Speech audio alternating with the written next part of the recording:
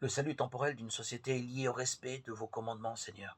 Une loi morale, indépendante des fluctuations d'une majorité, qui impose ses décrets et ses institutions. Aidez-nous à la connaître, à la faire aimer et à y être fidèles. Vous nous avez ainsi conduits à ne pas accepter l'état actuel de notre société. Elle s'avilisse dans le rejet de toute référence publique à Dieu et à leur histoire chrétienne. Aidez-nous à prendre conscience que ce sujet contredit votre volonté formelle. Certes, vous n'êtes pas venu dans notre histoire pour investir le pouvoir temporel et politique. Le tentateur vous a montré les royaumes de la terre et leur gloire.